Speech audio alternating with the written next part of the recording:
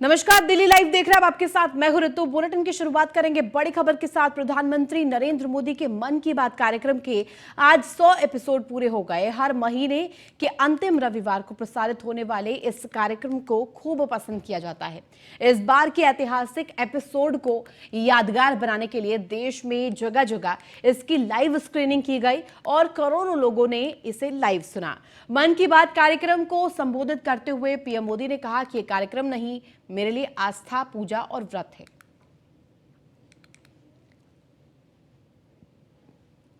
मन की बात मेरे लिए तो दूसरों के गुणों की पूजा करने की तरह ही रहा है। मेरे एक मार्गदर्शक थे, श्री लक्ष्मण राव जी इनामदार। हम उनको वकील साहब कहा करते थे।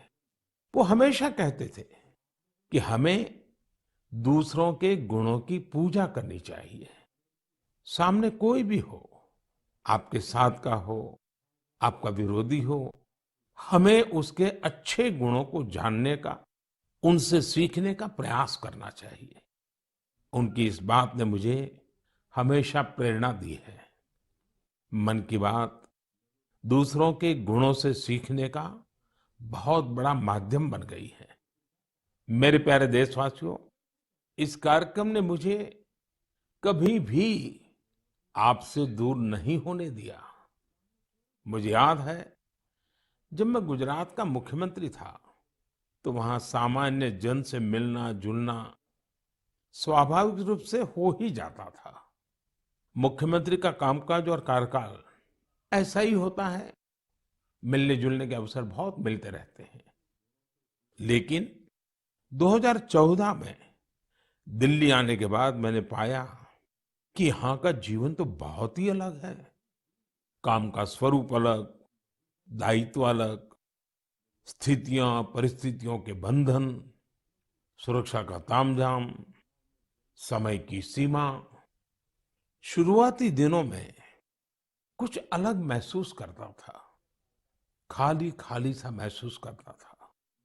50 साल पहले मैंने अपना घर इसलिए नहीं छोड़ा था कि एक दिन अपने ही देश के लोगों से संपर्क ही मुश्किल हो जाएगा। जो देशवासी मेरा सब कुछ है, मैं उनसे ही कट करके जी नहीं सकता था।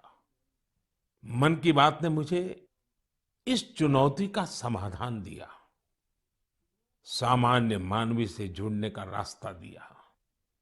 पदभार और प्रोटोकॉल व्यवस्था तक ही सीमित रहा और जनभाव कोटि कोटि जनों के साथ मेरे भाव विश्व का अटूट अंग बन गए। देश के पीएम ने आज मन की बात का 100वां एपिसोड प्रसारित किया। आज के प्रसारण में पीएम मोदी ने शिक्षा, लोकल फॉर वोकल पर बात की। साथ ही उन लोगों का जिक्र किया जो लोग अपने छोटे स्तर से शुरुआत कर व्यापार को बढ़ावा दिया है। साथ ही महिला सशक्तिकरण पर भी प्रधानमंत्री नरेंद्र मोदी ने बात की। बीजेपी के जिला उपाध्यक्ष अजय वाधवा ने मन की बात कार्यक्रम के प्रसारण का आयोजन कराया और मीडिया से बात करते हुए बताया कि मोदी जी देश की प्रगति के लिए लगातार काम कर रहे हैं।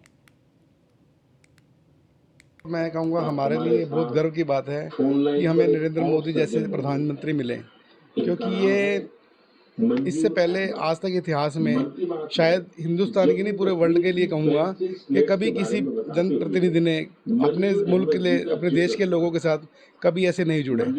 आज वो जिस प्रकार से कार्य कर रहे हैं, हमें उनके द्वारा किए कार्यों पर बड़ा गर्व महसूस होता है और आगे भी चाहेंगे कि हमें ऐसे ही प्रधानमंत्री मिले ताकि वो देश को और आगे ले जाके जा सके। आज हर गरीबों को रोजगार मिल रहा है और मोदी जी की योजनाएं हर एक गांव-गांव तक जा रही हैं और सुनने का जो एपिसोड जो सुन रहे हैं, इनकी जो मन की जो बातें, जो नई योजनाएं जो लागू हो रही हैं, जो लागू होंगी, जो मतलब आज कहेंगे, वो सब सुनेंगे मतलब आज।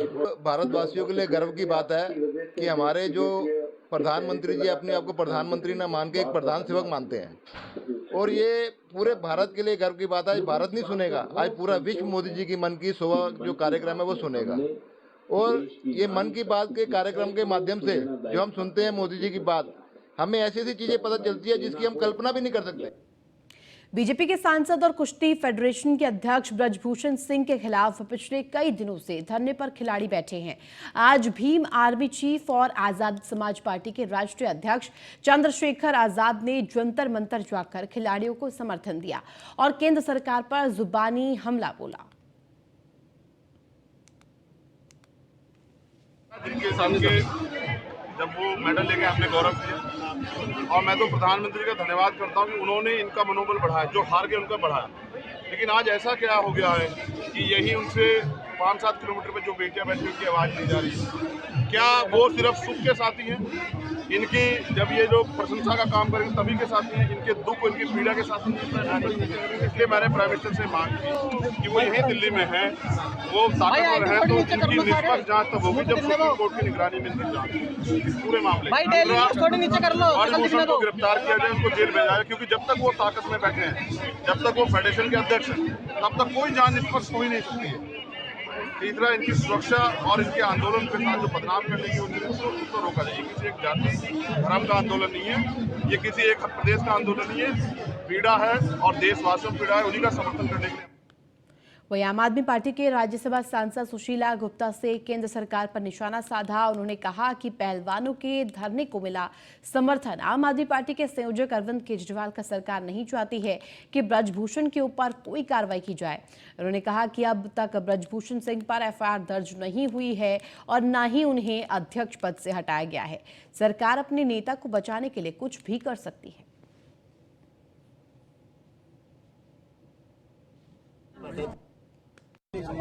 ये सरकार के लिए बड़ी शर्म की बात है कि देश के लिए मेडल लाने वाले जो खिलाड़ी हैं, ना वो किसी पार्टी के होते हैं, ना वो किसी स्टेट के होते हैं, ना वो किसी जाति के होते हैं, वो पूरे देश के होते हैं और पूरे देश की शान बनती है सारी दुनिया के अंदर। जब वो मेडल लेके आते हैं तो देश की तरफ से केंद्रीय मंत्री और प्रधानमंत्री उनको रिसीव करने के लिए जाते हैं। आज 3 महीने पहले भी जंतर मंतर के ऊपर देश के प्रतिभाशाली खिलाड़ी बैठे थे।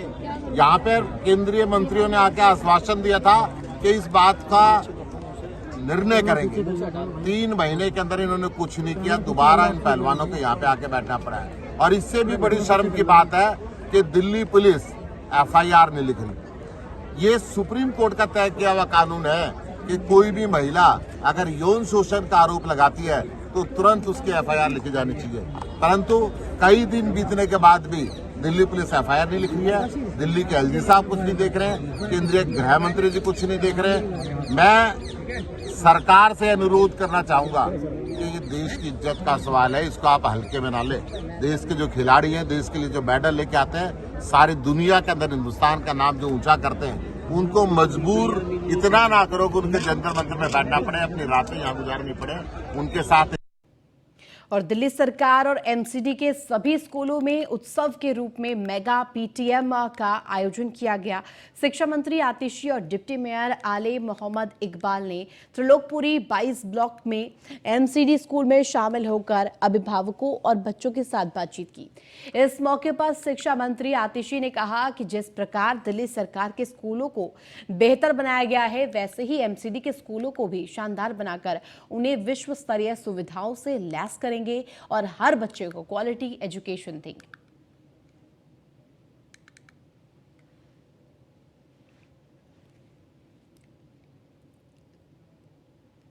दिल्ली के बिहार इलाके में पिछले कई सालों से उबुंटू फाउंडेशन ने वार्ड 166 की जनता के लिए डोर टू डोर कैंपेन चलाया है, जिसके तहत लोगों के घरों की गंदगी और कूड़े को रिसाइकिल किया जाता है। फाउंडेशन में इन चुनौतियों से निपटने के लिए एक नया मॉडल पेश करने के लिए एक विकेंद्रित अपशिष्ट प्रबंधन कार्यक्रम विकसित किया है। उबुंटू फाउंडेशन के संस्थापक और निदेशक नरेश कुमार ने कहा, हमारा लक्ष्य एक ऐसी अपशिष्ट प्रबंधन प्रणाली बनाना है जो कि समावेशी, न्याय संगत और टिकाऊ हो। नरेश कुमार ने एमसीडी की नई मेयर और डिप्टी मेयर से अपील की कि उन्हें ऐसे प्लांट हर वार्ड में लगाने की अनुमति दी जाए और सरकार पीपीपी मॉडल के तहत ऐसे गैर सरकारी संगठनों के साथ मिलकर धरातल पर काम करे। वेस्ट मैनेजमेंट प्रोजेक्ट को हम लोगों को करते हुए इस ग्राउंड के अंदर, जहां पर हम मदनगिर जगह में करते हैं, वार्ड 166 में, आप बता रहे थे दिल्ली का ये पहला मतलब डिसेंट्रलाइजेशन जो कह रहे थे जी। आप, एक प्रोजेक्ट है ये, जी क्या जी ये सही है? बिल्कुल सही है। ये हमारा एक तरीके का पहला एक प्रोजेक्ट है, जो एक पायलट प्रोजेक्ट था, जो हम लोगों ने एंड टू एंड सोल्यूशन में इम्प्लीमेंट किया था स्लम सोसाइटीज़ के अंदर, और जिसका सक्सेस जो मिला हम लोगों को, स्लम के लोगों को सपोर्ट से बहुत ज़्यादा सक्सेस मिला। सेग्रीगेशन हम 70% तक लेकर आए। वेस्ट मैनेज वहीं पूर्व जिला दिल्ली से पुलिस को बड़ी सफलता हाथ लगी। 3 अंतर्राज्यीय ड्रग सप्लायर को गिरफ्तार किया गया। आपको बता दें कि 116.950 किलोग्राम गांजे की खेप पकड़ी गई है, जो कि दिल्ली एनसीआर में आपूर्ति के लिए उड़ीसा से मंगाई गई थी। नारकोटिक्स दस्ते और एनईडी ने कार्रवाई के दौरान गांजे के साथ तस्कर को पकड़ा।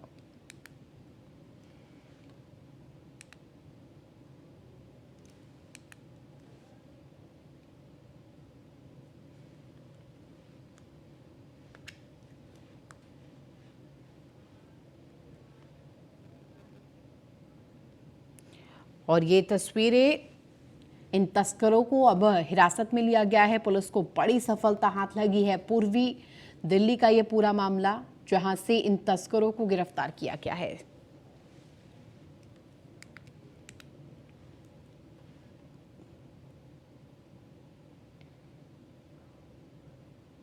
उत्तर प्रदेश परिवहन निगम से जुड़ी बड़ी खबर आपको बता दें, परिवहन निगम ने हैक हुआ डेटा फिर से तैयार किया है। कल परिवहन मुख्यालय से डाटा की टेस्टिंग होगी और इसके साथ साथ सफल परीक्षण के बाद शुरू होगी ऑनलाइन सेवाएं। एक बार फिर से ऑनलाइन सेवाएं शुरू हो जाएंगी। 2 मई रात 12 बजे से ऑनलाइन सेवाएं बहाल होंगी। रोडवेज यात्रियों को ईटीएम से टिकट मिलने लगेंगे। बस अड्डों पर बंद टिकट काउंटर फिर से खुल जाएंगे और बसों की सीटों की तत्काल एडवांस बुकिंग शुरू हो जाएगी। 25 अप्रैल को परिवहन निगम का डेटा हैक हुआ था, जिसे अब वापस से रिकवर कर लिया गया है और साथ ही साथ अब इसको लेकर संज्ञान लिया गया।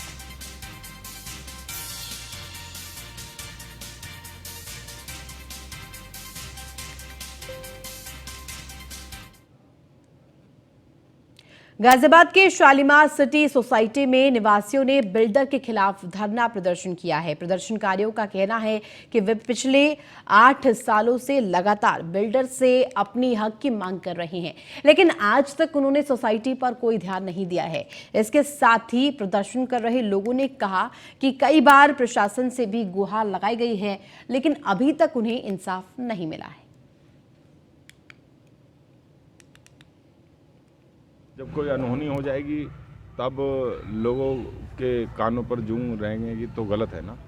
अभी से ही ये लोग जो मांग कर रहे हैं, हमारी मांग पूरी करनी चाहिए और बिल्डर को यहाँ विशेष तौर पर देखना चाहिए।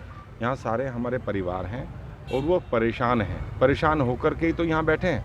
अगर परेशान ना होते, खुशहाल होते तो ये अपने घर पे होते और हम लोगों को यहाँ बाहर बैठना पड़ रहा है, तो ये तो बहुत गलत बात है। बिल्डर को जागना चाहिए, अन्यथा उसको जगाने का काम हम लोग करेंगे, ताकत के साथ विरोध करें।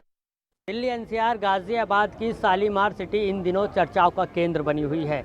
कभी बिल्डर के खिलाफ प्रदर्शन होता है तो कभी लोग बिल्डरों से इतने ज़्यादा परेशान हो गए हैं और अब धरना प्रदर्शन हो रहा है और यहाँ पर सभी लोग मौजूद हैं, इनसे बातचीत कर लेते हैं। इस बात पे प्रोटेस्ट है कि हम पूरे 8 साल हो गए हैं हमको यहाँ पे रहते हुए।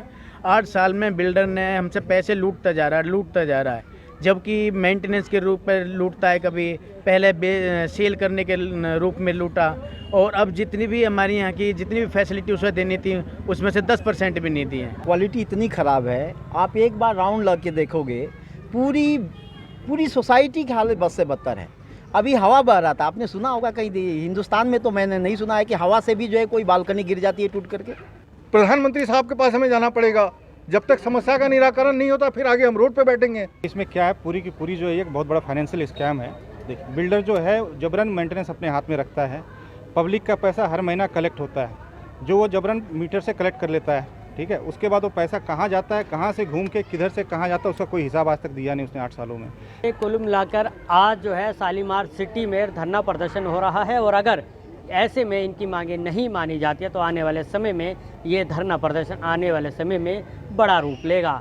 गाज़ियाबाद से अपने सहयोगी हिमांशु नेगी के साथ मैं जितेंद्र गौतम, न्यूज़ 1। वहीं मसूरी माल रोड के निर्माण को लेकर एसडीएम मसूरी नंदन कुमार ने मसूरी मॉल रोड का निरीक्षण किया और संबंधित अधिकारियों को तय समय पर कार्य को पूरा करने के निर्देश दिए।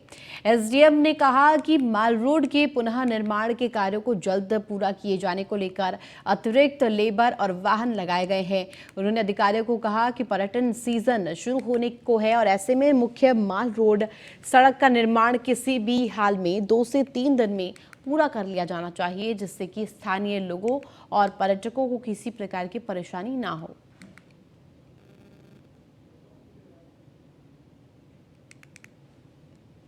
एक काम हो रहा है, डबल शिफ्ट में हो रहा है, मशीनरी, लेबर, मैन पावर सब लगा हुआ है। पीडब्ल्यूडी के इंजीनियर और प्रशासन की तरफ से भी जो स्टाफ है, हमारे नायब तहसीलदार निरंतर वहाँ पे मौके मौजूद हैं, क्योंकि 30 अप्रैल तक ये काम पूरा होना है। तो लगभग काम हो गया है। अब उस स्ट्रेच में डीबीएम का काम होना है, उसी की प्लानिंग के अनुसार जो है संबंधित ठेकेदार और इंजीनियर से वार्ता हुई है, तो वो निर्देश दिए गए हैं कि कल तक इस काम को पूरा कर दिया। तो मलबे के निस्तारण की कार्रवाई की जा रही है। उन्होंने गाड़ियाँ भी बढ़ा दी हैं, छोटे और बड़े दोनों गाड़ियों का यूज़ करते हुए। जो मलबे का है, जो कुछ मलबा अभी पड़ा हुआ है, जो अभी भी स्क्रैपिंग हो रही है, तो जिस तरह से स्क्रैपिंग हो रही है उस तरह से ही उसी समय मलबा भी निस्तारण किया जा रहा है। यही बीजेपी महिला मोर्चा ने मसूरी में उत्तराखंड राज्य के निर्माण में अहम भूमिका निभाने वाले आंदोलनकारियों और शहीद परिवार के सदस्यों को सम्मानित किया। मसूरी में आयोजित कार्यक्रम में बीजेपी देहरादून महानगर महामंत्री रतन सिंह चौहान ने बतौर मुख्य अतिथि शिरकत की। इस मौके पर मसूरी से उत्तराखंड आंदोलन में अहम भूमिका निभाने वाले शहीद परिवार के सदस्य और आंदोलनकारियों में से 25 विभूतियों को शॉल और मोमेंटो देकर सम्मानित किया गया।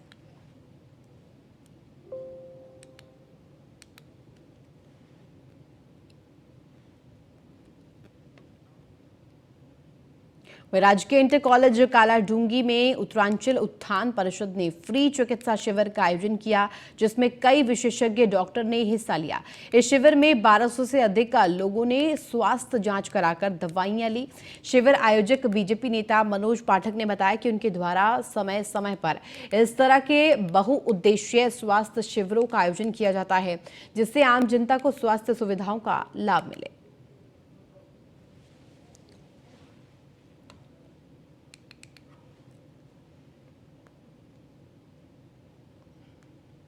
तत्वाधान में कालाढूंगी के जीआईसी कॉलेज में यहाँ के लोगों की समस्याओं को देखते हुए जिस तरह से उनकी अपेक्षा थी, आंखों की जांच निःशुल्क, चश्मे निःशुल्क और ऑपरेशन निःशुल्क, साथ ही हड्डी से रिलेटेड जिस तरह से हमारे क्षेत्रवासियों के घुटनों में दर्द, पैरों में दर्द, हाथों में दर्द, इस तरह की शिकायतें रहती हैं और बहुत सारे उनके पोषण से संबंधित अनियमितताओं के कारण वो रोगग्रस्त होते हैं, उन सब के लिए स्त्री रोग विशेषज्ञ और बाल रोग विशेषज्ञ, मुझे लगता है डॉक्टर चीमा जी के माध्यम से, डॉक्टर पीयूष के माध्यम से हम सबको ये सहयोग यहाँ पर मिला है। इस शिविर में स्त्री रोग विशेषज्ञ, नेत्र रोग विशेषज्ञ, बाल रोग विशेषज्ञ और हड्डी रोग विशेषज्ञ डॉक्टरों ने प्रतिभाग किया।